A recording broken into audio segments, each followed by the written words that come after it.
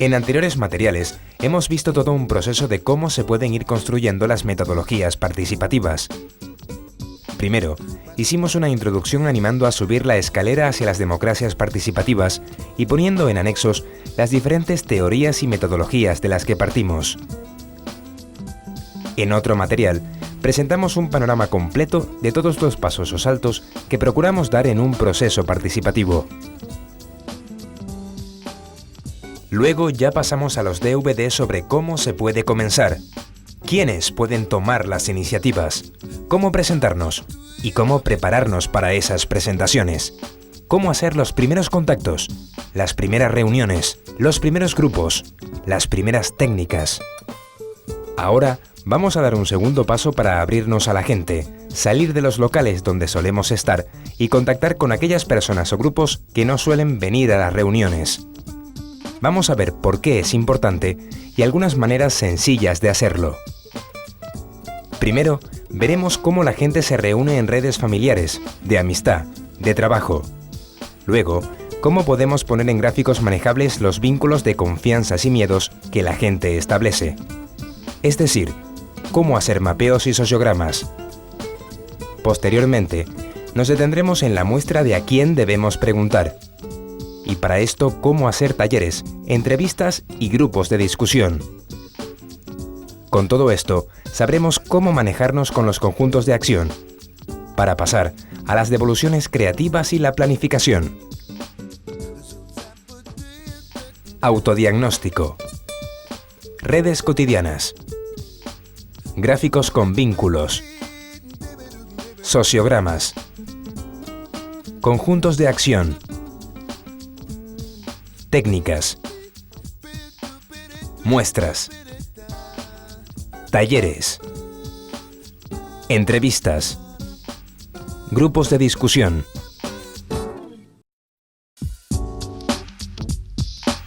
En los procesos participativos solemos empezar poca gente, salvo que se trate de un movimiento o movilización por algún tema concreto. Lo habitual es partir de una cierta desconfianza. Estas desconfianzas suelen estar basadas en las escasas o malas experiencias que la gente tiene en los temas sociales. Apenas se consulta a la población, y cuando se hace, muchas veces es para sondear más que para dar protagonismo a quienes se acercan con propuestas o con ganas de hacer cosas. Pero esto no quiere decir que la gente no esté participando en sus cosas, que la gente no tenga sus propias redes o vínculos para resolver sus problemas o para divertirse, reunirse las familias, para mil cosas al margen de los asuntos oficiales o asociativos. Por ejemplo, todos tenemos una familia, con sus redes de parientes más o menos cercanos o lejanos. Todos tenemos alguna actividad laboral o estudios en los que pasamos buena parte de nuestro tiempo diario. Todos vivimos en algún lugar donde conocemos a alguien de la vecindad, al tendero de la esquina, a la gente del bar, en la puerta del colegio, del parque. Para divertirnos, también nos juntamos en pandillas o acudimos a espectáculos. Vamos a fiestas, donde los vínculos o las redes de la vida cotidiana nos hacen disfrutar más y pasarlo mejor.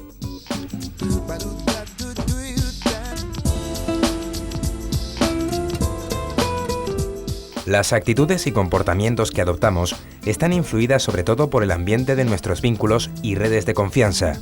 Siempre estamos conversando y observando cómo unas y otros nos tomamos la vida. Hacer un mapa parlante es una forma muy simple de reconocer por dónde nos movemos a diario y por dónde se mueven otras personas o grupos con los que tenemos algún tipo de vínculos. También podríamos hacer un esquema en círculos de cómo nosotros influenciamos y somos influenciados según el tema que estemos tratando, según en lo que estemos metidos. No solo por dónde vivimos, sino en las diferentes redes en que nos movemos. Esto se puede hacer, por ejemplo, con los diagramas de Venn. Esta es una forma sencilla de reconocer diversos tipos de influencias que recibimos y en las que unos y otros nos movemos. Siempre estamos enredados y es bueno saber cuánto y cómo.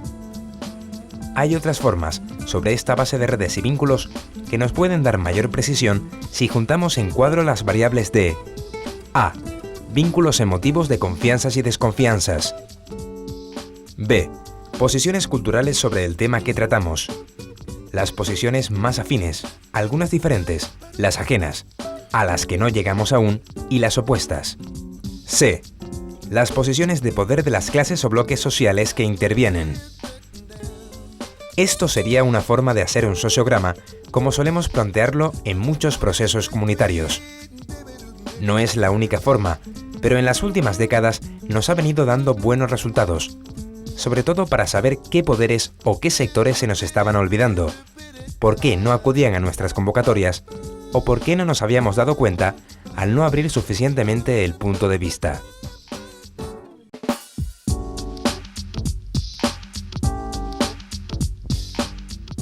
Algunas formas de hacer estos mapeos o sociogramas consisten en reunir a un grupo de personas de cierta confianza, que conozcan bien el sector o localidad con la que vamos a tratar de actuar.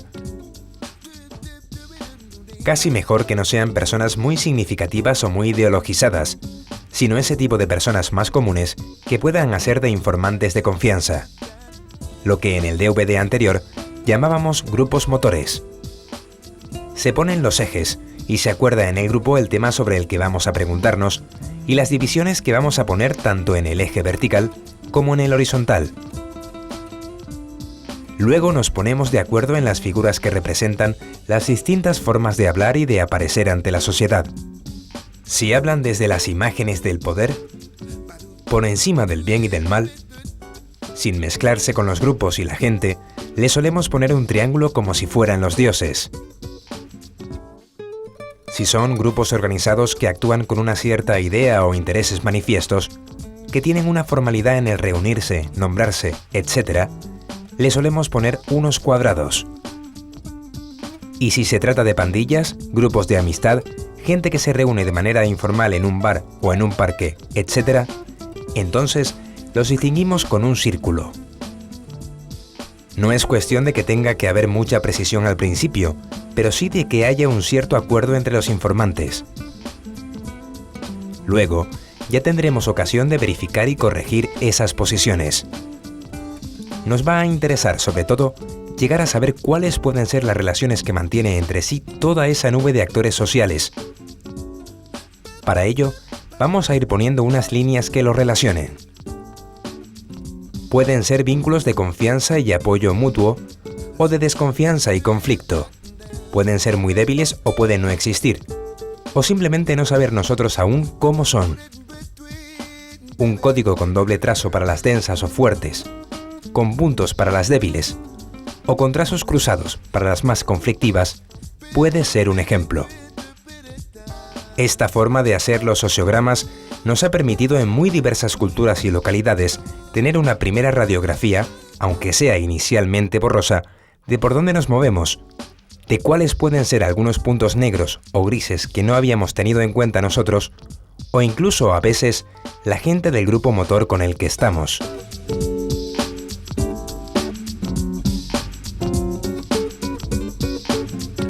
Leer las radiografías no es sencillo si no se está acostumbrado, pero con un poco de práctica se pueden descubrir en estos sociogramas de una comunidad algunas regularidades o tipos de vínculos que se suelen repetir. Aunque a primera vista parezca todo muy enredado, como una tela de araña desordenada, podemos ver algunas agrupaciones donde se juntan las relaciones más densas y algunos cortes o fronteras por conflictos o por no haber relaciones. A estas agrupaciones de redes las vamos a llamar conjuntos de acción. Una forma de leer estos conjuntos de acción es ver su forma de relaciones más verticales, de arriba hacia abajo. Se pueden identificar distintos tipos como los populistas, con conflictos en horizontal, o de tipo gestionistas, con buenas relaciones por arriba, pero muy débiles por abajo, o los que llamamos ciudadanistas, que son muy densos por abajo, como un movimiento social, pero que apenas tienen contactos por arriba y pueden ser tan inestables como los otros. Pueden haber muchos tipos de relaciones en vertical o en horizontal, aunque estos sean los más frecuentes. Nos interesa conocer y hacer puentes en estos vínculos para que pueda haber transformaciones en los procesos. Nuestro objetivo no es tanto convencer a unos u otros grupos de esto o aquello, sino cambiar el tipo de vínculos de confianzas o desconfianzas que existen, al menos que se generen alianzas para un tema concreto. Si estamos tratando un tema y vemos que se pueden hacer alianzas entre conjuntos de acción en algún punto de coincidencia, o que algún aspecto puede ser un elemento de seducción hacia los indiferentes, podemos entrar en juegos de negociaciones, pero siempre desde el punto de vista de los intereses que se manifiestan por cada parte del sociograma. Por eso, tenemos que salir a verificar cuáles son las posiciones realmente existentes de cada quien.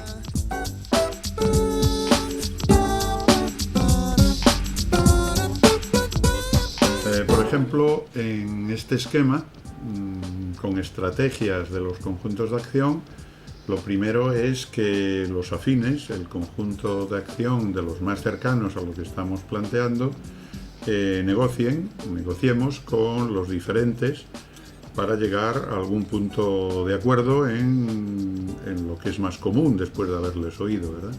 Y a partir de ahí se trata, en un siguiente paso, de acercarnos a los ajenos, a los que están más indiferentes, pero que desde la persuasión de ir juntos, los afines y los diferentes, en unos conjuntos de acción más amplios, bueno, les pueda llegar una cierta seducción de incorporarse a este tipo de acciones, a este tipo de propuestas, y con lo cual los opuestos, el conjunto de acción más opuesto, queda un poco más aislado, se queda en una situación de aislamiento, que tal como aparece ahí, y con eso, ahí la posición de ese conjunto de acción entra en una cierta reversión, ¿no?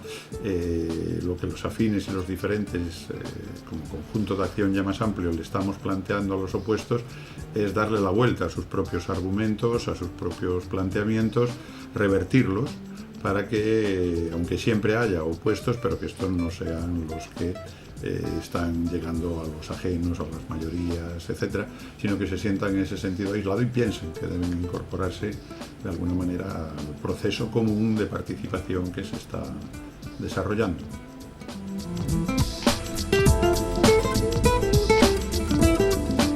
Debemos escuchar sobre todo a la gente que no viene a contarnos sus cosas.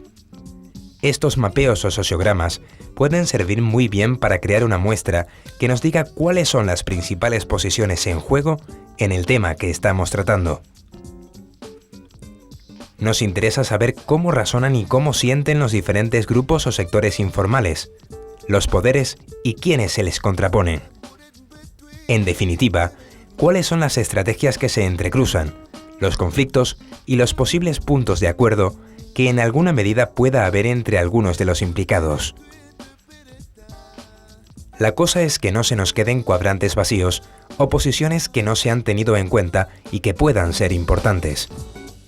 Seguramente para los más afines y de clases sociales intermedias se puede convocar un taller, y de una vez tenemos muchas posiciones que se van resumiendo con alguna técnica de visualización o construcción colectiva. Pero hay instituciones, grupos y sectores informales que no suelen venir a los talleres, y sus posiciones son muy importantes para poder componer las estrategias que cuentan. Así que hemos de ir a preguntar a los sectores organizados, sobre todo si son ilustrados, con entrevistas a sus portavoces o a alguien que nos pueda reflejar lo que suelen discutir en sus reuniones.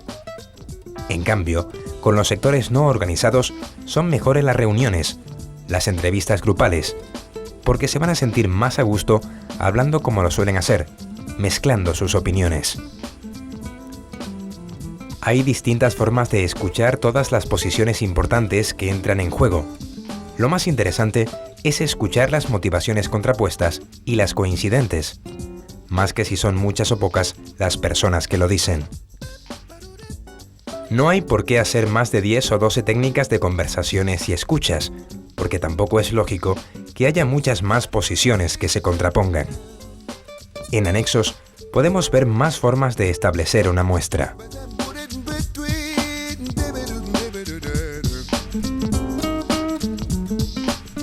Los talleres no son simples reuniones para que hablen los que siempre suelen hablar en público, sino precisamente para que podamos recoger opiniones diversas, aunque éstas se puedan construir colectivamente.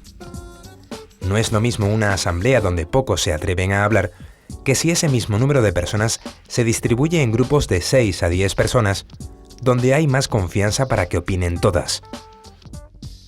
En primer lugar, antes de hacer un taller hay que conocer mucho cómo se mueve la comunidad, cómo se mueve, qué es lo normal en esa comunidad, el reunirse, dónde, horas, días de la semana, si es normal que vayan hombres y mujeres juntos, si es normal que vayan personas de tal barrio con otras de tal barrio, si es cómo se relaciona. O sea, antes de un taller hay que conocer muy bien las redes de donde se mueve la gente y lo que es normal. A lo mejor no es normal de que la gente de un barrio, de una calle, a lo mejor de una calle hacia otra, es decir, dónde se reúne la gente cuando quieren hablar. Y hacer un taller lo más parecido posible a lo que la gente se reúne para hablar, para discutir entre ellos, dónde es y cómo es, la manera de convocar. Otra vez tenemos que ver cómo se llama a la gente a un sitio, cómo se convoca. Enseguida pensamos, un papel. Bueno, pues hay muchas comunidades en donde no es normal que la gente se convoque a través de papeles. Por ejemplo, se puede pedir a cada participante que ponga sus opiniones en una hoja con algunas frases escritas y separadas entre sí.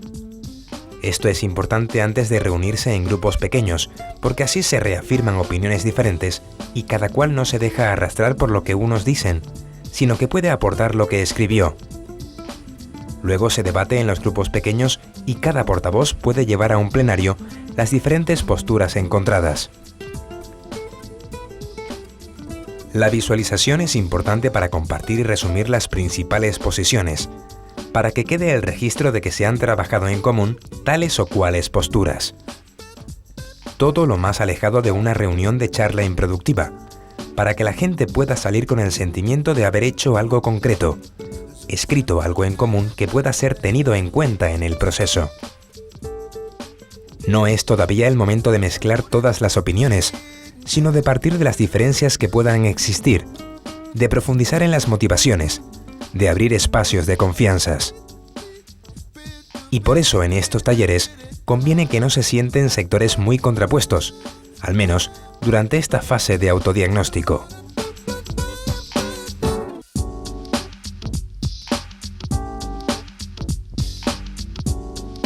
Si la mayoría de la gente no viene, hay que salir a donde estén.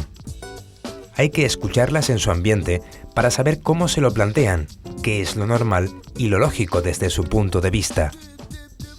En esto hay que tener paciencia y saber que nosotros no solemos tener la información y las otras personas sí, sobre ellas mismas.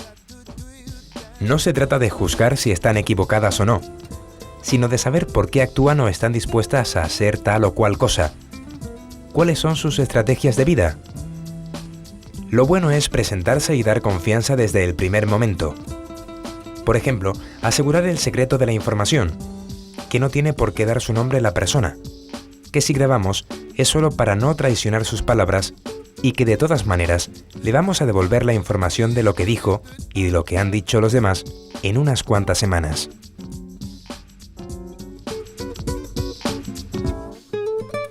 Las entrevistas grupales tienen como pueden ser con dos grandes objetivos.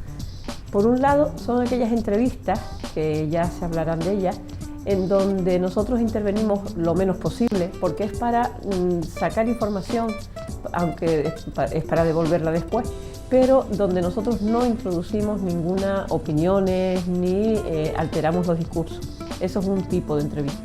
En cambio, hay otras entrevistas donde en medio de un proceso se quiere aprovechar esa entrevista para producir cambios, para que la gente que está en ese grupo se enganche también al proceso. Por ejemplo, queremos trabajar con los jóvenes, con un grupo de jóvenes que se encuentran siempre alrededor de una plaza en un barrio. Claro, no podemos a lo mejor con los jóvenes ir y hacerles una entrevista porque a lo mejor los perdemos. A lo mejor los jóvenes en ese momento se entusiasman, incluso hablan de iniciativas que podrían tener. Entonces es una pena no aprovechar esa entrevista para seguir el proceso. Entonces son entrevistas en donde en esa hora casi se repite todo el proceso metodológico. Es decir, desde una negociación inicial, pasando por que ellos hablen tranquilamente, pero después nosotros le hacemos la devolución de esa información allí mismo, in situ. para provocar reflexión, para ampliar discursos que puedan estar encapsulados, para cambiarles puntos de vista, para que ellos mismos se den cuenta que hay gente que opina de otras maneras y que hay un proceso en marcha en donde es interesante que sus opiniones también aparezcan. Entonces, ese tipo de entrevistas sí que nosotros tenemos que intervenir, sí que tenemos que estar muy ágiles a la hora de recoger información, triangular incluso información sobre los distintos aspectos de los que están hablando. Ahí sí que intervenimos nosotros. Entonces son dos objetivos completamente diferentes de las entrevistas grupales. Una, podríamos decir, de información para ciclo de largo, para después devolver más tarde, y la otra es de ciclo corto, es de intervención sobre la marcha, de trabajar allí con ese grupo de personas. Para hacer entrevistas, las entrevistas pueden ser individuales, a cada persona, o pueden ser de grupos. Interesa que se hagan entrevistas de grupos cuando no hay una opinión muy formada y la gente, pues, en el propio grupo va construyendo cosas que piensan, pero que solamente hablan a veces en los bares o en las peluquerías o en familia o en sitios así. Bueno, para saber cuáles son las